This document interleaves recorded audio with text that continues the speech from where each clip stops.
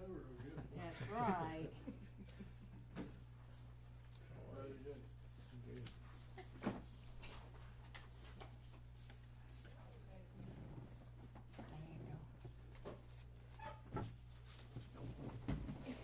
Mr. Bradley, this is Mike.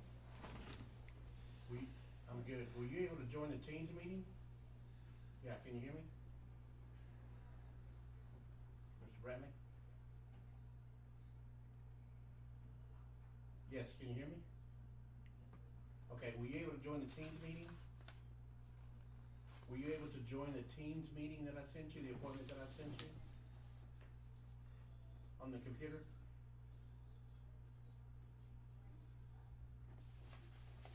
Yes, it was sent to your email.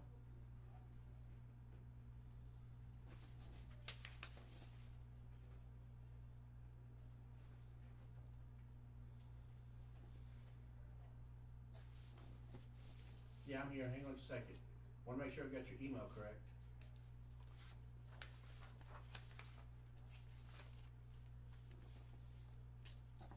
It's possible it may have gone to your junk mail.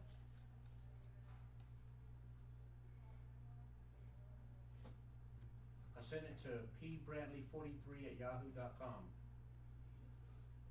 Okay.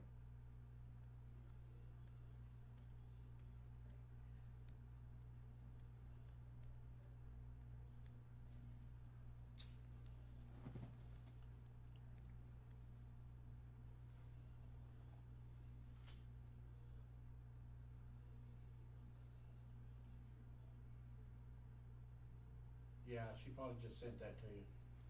Yeah, she probably just sent that to you, but.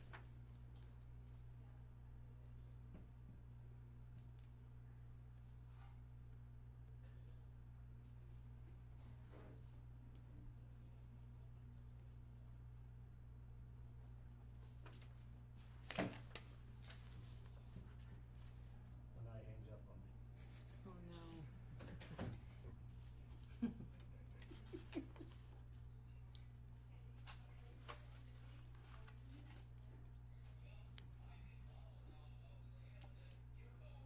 Oh. He's talking to Diane. Okay, well, I'm coming into the meeting, hold on. Yeah, So, I you got him? got him on the phone. He hung up on me. I guess when you called. Yeah, that's what he said. Okay, do you wanna join us by phone, or you can't get him? He said he can find the link, but I sent it to him. We Okay, had the right address. okay, I'm gonna put you on the phone, okay? So you can hear us. Okay, alright. Well, a little better on this than I had the speaker.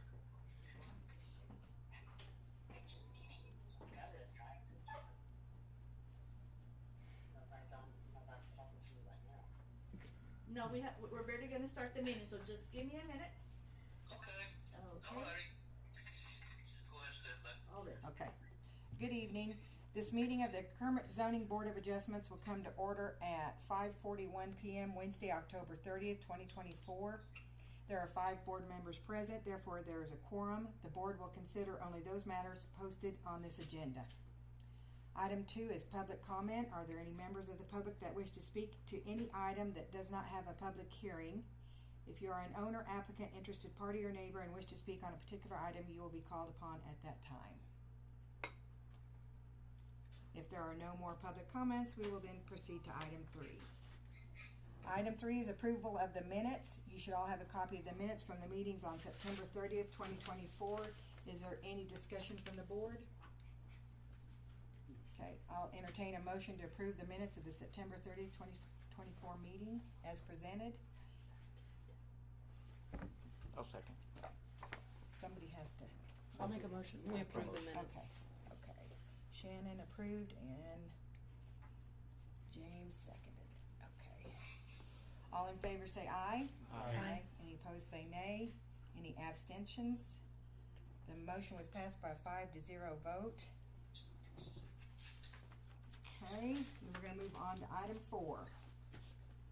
Item 4 is consideration of a variance request for a parcel located at 1401 Harrison.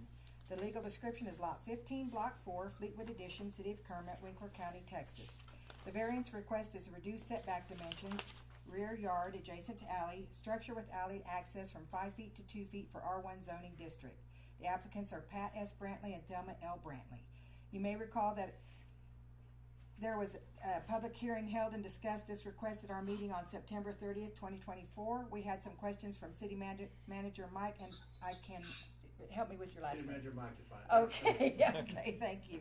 And I will now call on him to present some additional information on this various request. Variance Chairwoman, request.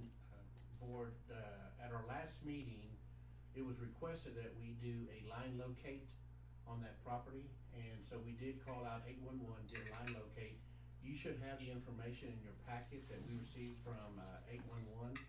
They detected that the gas line is in the alley, and so there was nothing running across the property, which would, I believe, answer the question that was raised in the last meeting.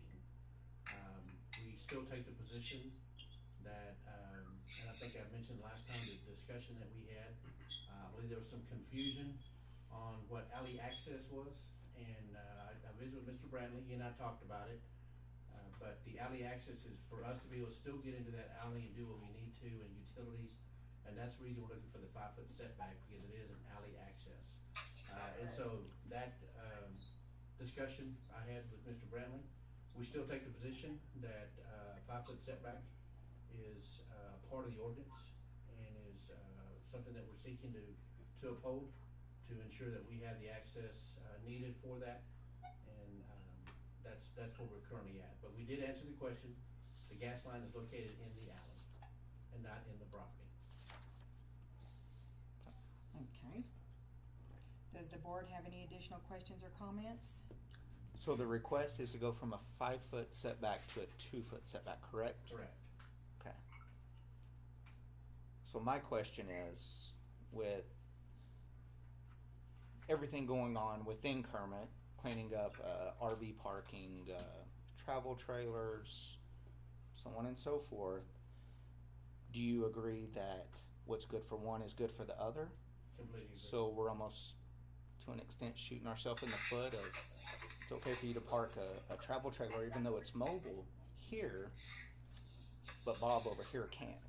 Well, there's, the ordinance on the RV ordinance basically states that no parking is allowed in the front. Okay. And then, they cannot place it on the side yard if they encroach on the zoning requirements. And so there is an effort being put out to ensure that RVs are not being parked in the requirements of the zoning. Now, depending on how this is laid, because of the fact that my understanding is that the RV will be facing north, which now makes the Airstreams in the backyard. Okay. Okay, so that's kind of my understanding, is that it'll be facing the north. So the side Airstream could be considered side, and if that's something that we want to look at as enforcing, we can do that. But the Airstreams in the back that are he's paid on his drawings would be Right. considered the backyard. Okay. I Rear yard. all this change up, I don't want you guys catching slack of, we're trying to implement this, and I know you guys are catching a ton of slack off of this whole cleanup thing. I We've mean, had a couple of conversations. I mean, it's pretty bad. I mean, it just few clicks, it makes you want to delete Facebook per se. Everybody has an opinion, but nobody ever shows up to these meetings either. So, I mean, it's one of those decisions. It's got to be set, and everybody has to, be held accountable for it. So, that's just my opinion. Board members, I just realized, if you don't mind, push the button on the microphones.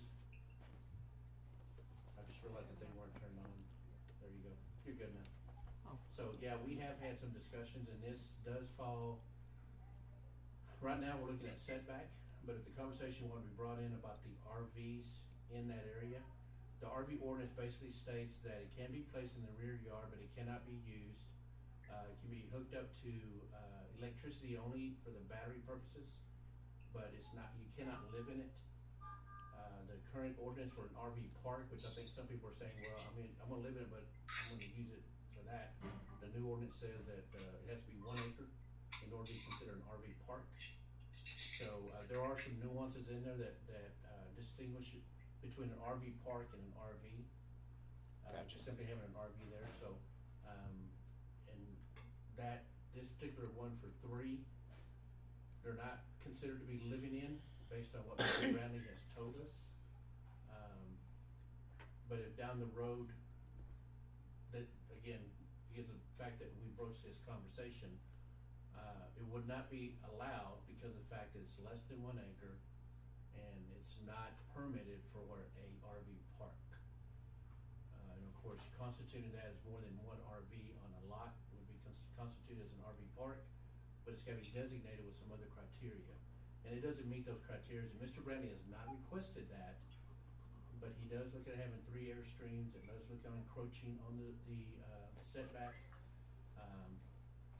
Not to mention the other 2 structures that are gonna be on the property, along with the manufactured house. One man's treasure is another man's eyesore, per se. Could be. So. It's a tough pickle. I mean, Yeah. for the purpose, per se, of what it is. But at first, he wasn't gonna, I didn't think there was 3 to begin with, was there? Yes, ma'am. Oh, there was 3 from the get-go? Mhm. Okay.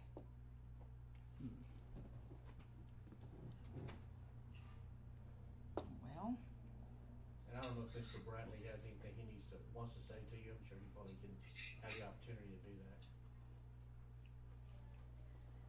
Mr. Bradley, is there anything that you would like to say to the board? He said, What now? he was asking a question. Hello? Hello, Mr. Brantley? Yes. Is there anything you wanna say to the board?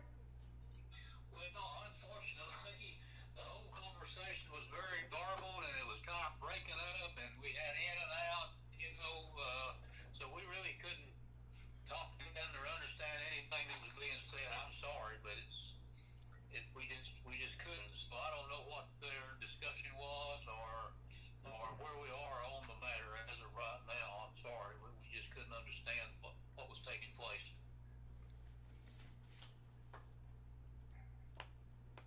well, should we go ahead and determine and, And Diana, Yes, sir? can you, or Mike, kind of give me a 25 words or less, or Yes. summation of what was Yes. discussed in place? Yes.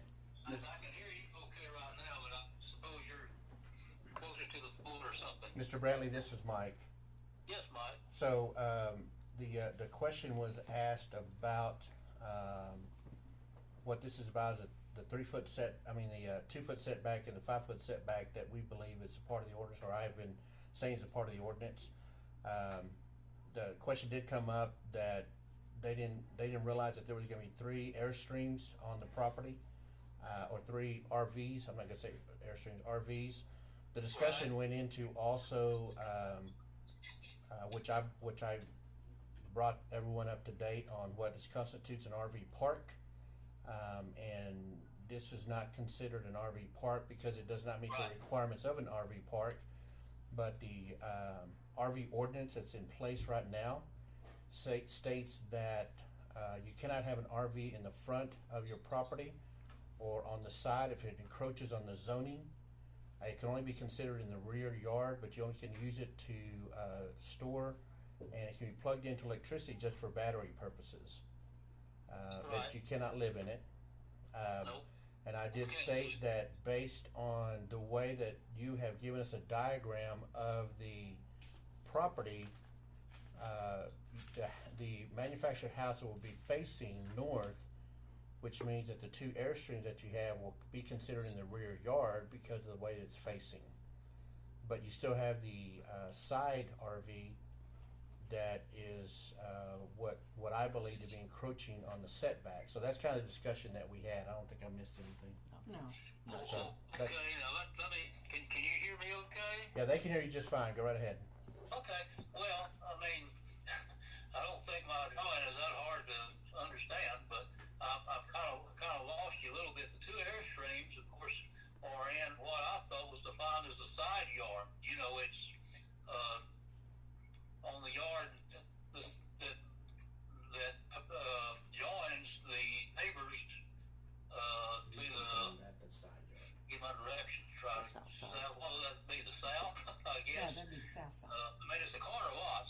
got Right. neighbors on one side. So the two Airstreams are on the side of where the neighbor's property is, and then the Spartan is parallel to the alley. So those neighbors have You know, the alley RVs runs as north and background. south, and So- so Mr. Bradley, you're considering the property between yours and the neighbors to be the side yard. well, that's I mean that's And then that's what you're, I call the side yard. Okay. I don't know what else you can call it. Because the front of the street would be the Harrison Street yeah, would the be Harrison, yeah. here. He's wanting it here. and then it's Harrison So- and Tyler. And So so, that's he's considered, yeah, I get it, yeah. So Yeah. in front of the manufactured home. You know, we've got a 5-foot Here. setback, and I've not seen anything And in this is where the code, Beckhams and there may used be to live. something Or may overlooked, but I've not still seen live. anything in the code back here. that says that an RV needs to be set back any different than any other structure on that side yard, which is 5 foot from the property line. It just goes back, what's good for one is good for the other, and then it possibly could start stair step. And it's just more for you guys to have to deal with.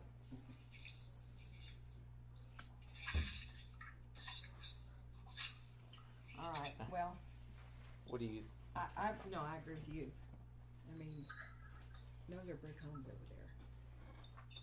I mean, it gets to a point of everything these guys are all doing, trying to clean up Kermit. Could it possibly be going backwards? Or make somebody angry that's on this side, here, whatever, community-wise, and their wheel. What do y'all think?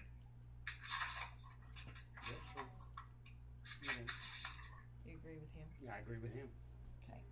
So I'm gonna go on, we must determine whether A, there are special circumstances existing on the property, and B, those special circumstances are such that the strict application of the provisions of the zoning code would deprive the applicant of the reasonable use of such land or building, but not including only financial hardship, and granting the variance will not adversely affect the land use pattern as outlined by the land use plan.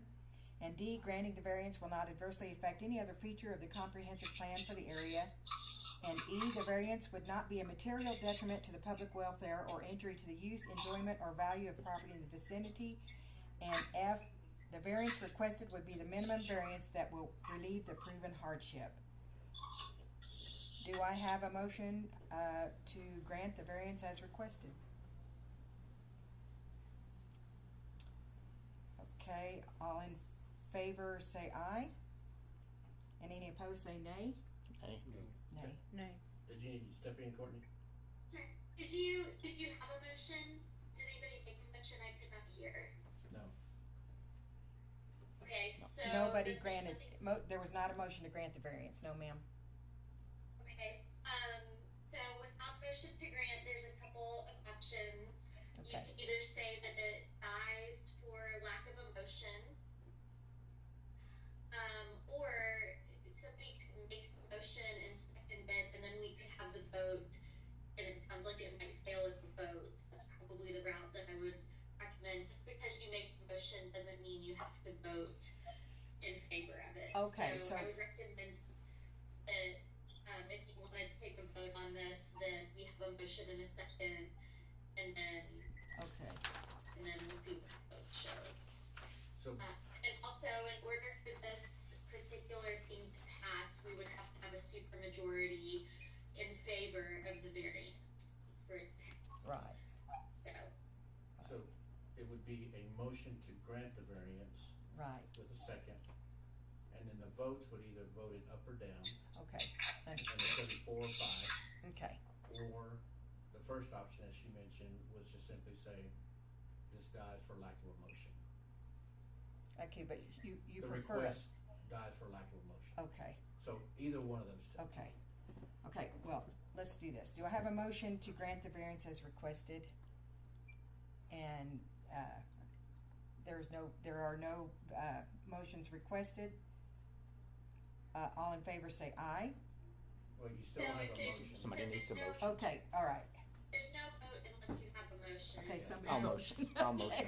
Okay, James Motion.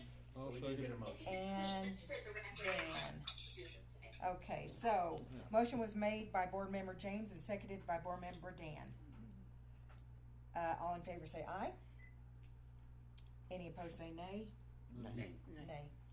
Okay, any abstentions? Okay, Let me just say what the vote count was. right. The motion fails by a 5-0 vote. Well, a 0 to 5 vote. Take the Would count, be 0. 0 to 5. Oh, 0 to 5, okay. Yeah. Okay, excuse me, I'm sorry. 0 to 5 vote. This matter is now concluded. The city manager is directed to take all steps necessary to inform interested parties of the outcome of this hearing, their appeal rights, and to implement this decision as appropriate. Is there any further business? This meeting is adjourned at 5:58. Mr. Brentley, Yes, sir. this is Mike. I will call you later on and kind of let you know what's going on. 0 to 5.